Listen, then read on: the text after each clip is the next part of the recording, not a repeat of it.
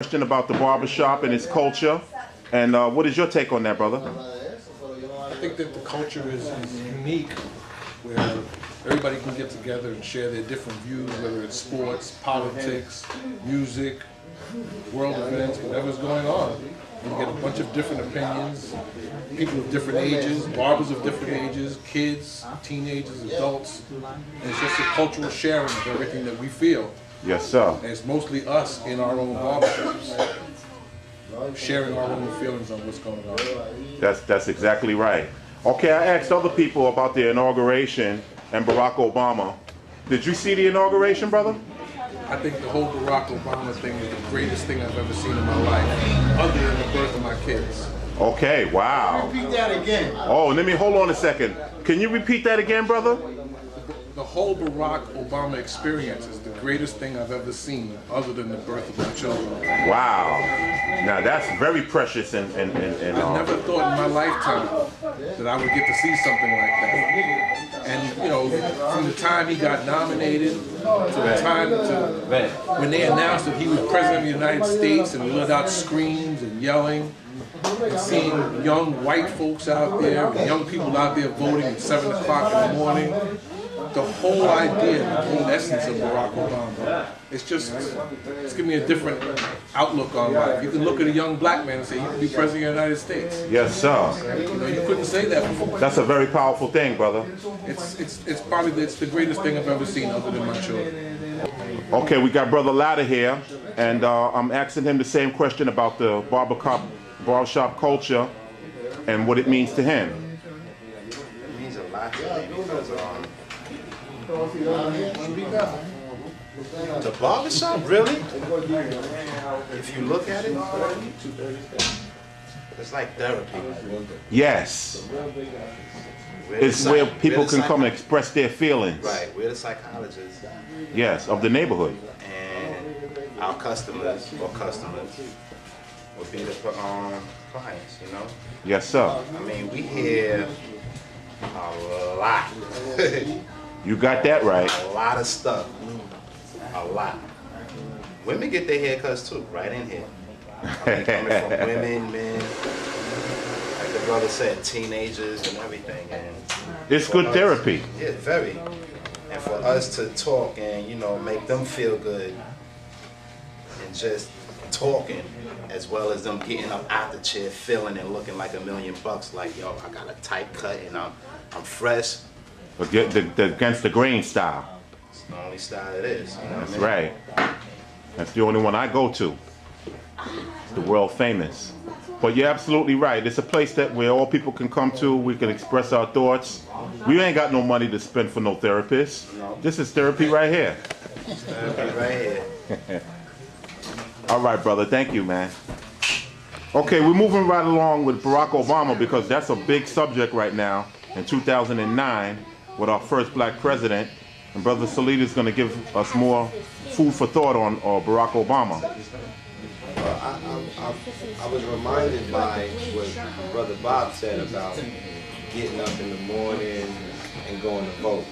This was the first time I voted, and I felt like my vote meant more than just the process of democracy. You know, I looked at it so strongly that I went and changed my address to where I'm zoned to vote at, so that I could vote. Yes, sir. With my mother in the morning. And it was a powerful experience.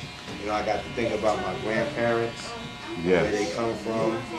A lot of the ways that I have are because my grandparents worked hard. They moved us out of a situation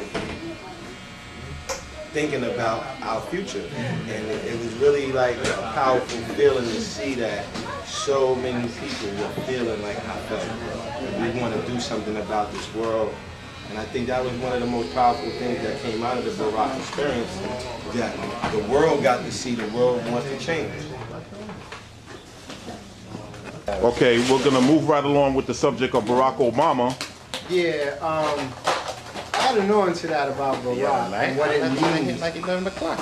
Okay, moving right along in the barbershop, and we asked the question about how should the money actually be spent economically, and how and what were some of the solutions that would really stimulate the economy?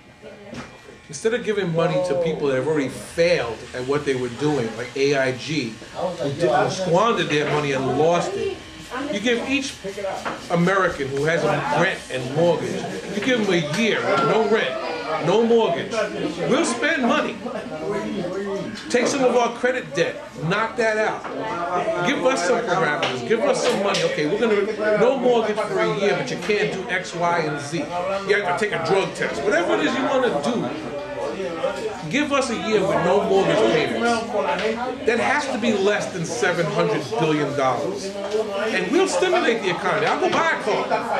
But I'm not buying a car now when I gotta worry about my daughter going to college, and college wants $42,000 a year. When I've been paying taxes since I was 19, and in another 6 months, my daughter turns 18 and has no medical coverage. And that's a shame right there. That's ridiculous. We should have universal health care by now. Talk about Iraq all you want, but every Iraqi has medical coverage.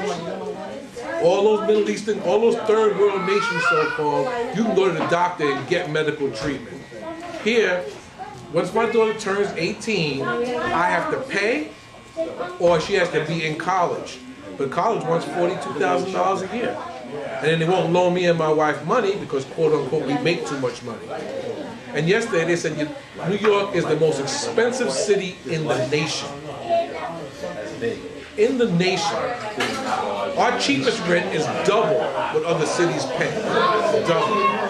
It's a crime what goes on. So do you think, brother, that, well, not think, is this a form of monopoly capitalism, where a lot of the money that's unaccounted for is going in the politicians' pocket? 1% of the population is wealthy. Everybody else is struggling. That's right. Mayor Bloomberg is all right. That's why he can buy himself another term. He's part of the 1%. The 1% makes all the money. Everybody else is struggling. Everybody else. What do I care about Ford? I don't care about Ford. If you can make a shuttle that can go to the moon, how come you can't make a car that gets 50 miles to the gallon? There you go, brother. That's right. That's a profound statement right there. A second. Okay. We have Brother David Jock here, and we're going to pick up... John. Okay, brother. Okay. And the subject is economics, and the analysis of economics, and how is it going to help us? Or affect the future of the country. Yes, sir. Therefore affect everyone. Okay. We don't live in an isolated community anymore. We live in a global community. That never was really a good idea because the isolated communities didn't work out that well. They haven't figured out that. So how would they figure out globally? People made mistakes nationally and locally. So how are they going to somehow, by grandeur, by expanding the scope of economics, actually somehow improve economics? If you can't improve economics on a small scale, the actual what they call scaling up is not going to make it any better. So what I found has happened is that people weren't able to manage economics within a country.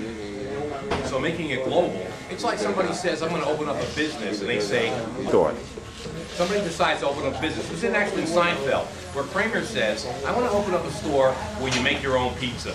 And the guy says, Seinfeld says to Kramer, oh, that's not such a great idea. And he says, no, but I mean a whole chain of them. Somehow making something larger will make it better. It's not going to make it better. If it can't work locally, it's not going to work in a large scale. Even if it's not local, if it's regionally. If you can't balance your books on a small scale, if you can't open one barbershop and make it work, how are you going to have 20 barbershops on the same theory? It doesn't make any sense. But this is what people try to sell you. And they're banning about a lot of things. Should we give tax cuts? Should we give incentives to banks? Well, banks show what they would do with that. However, there's not enough control on those incentives to banks. I really don't know what would work with that. However, people throw things around. They lose chips. I'll do this, I'll do that. But there's no cohesion, no coherent, real strategy. So if you can't do that for one country, how can you do it globally? And I think below all that is somebody else's agenda. And quite frankly, it seems as if the banks tank the economy for reasons somewhat unknown to most of us. Okay. Agreed. Well, the basic things you see in these religious works, I don't believe in arguments between religion. Most of them say the same thing.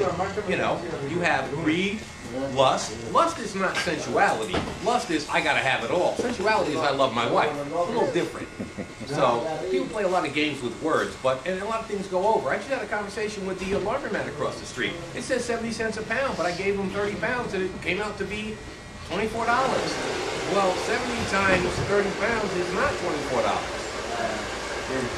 So how did he come to that conclusion? He has his own mathematics. And if you ever get a chance, research Trachtenberg's mathematics. Very interesting mathematics. They are shorthand, quick, but non-integral mathematics. And that's a little esoteric, but for those of you who are intellectual in the audience, you may want to look into that. This is the kind of games that people play. And it helps an esoteric few. Because we are dominated quite often by esoteric subcultures. And you'll see them, they're also known as cults. So there are cults in banking. There are cults in industry. I believe one of the major, Procter & Gamble, they found people years ago on the internet, they were talking about people worshiping Satan. Well, people don't really know what the essence of that is. What does that mean, to worship Satan as close to God, or Buddha, or anything else? It has a meaning, but people don't know the meaning, so they just think it's just evil. Well, it's self-indulgent is what it is. And evil really is where a small cabal of people decide to oppress a large group of people. The angels lead by example. The angels discipline themselves and take control of themselves, and others follow them because they are right. The demons practice power over others. It does require a certain amount of self-discipline, but the total goal is to control others. So when somebody says angels and devils, angels and demons, there's your definition.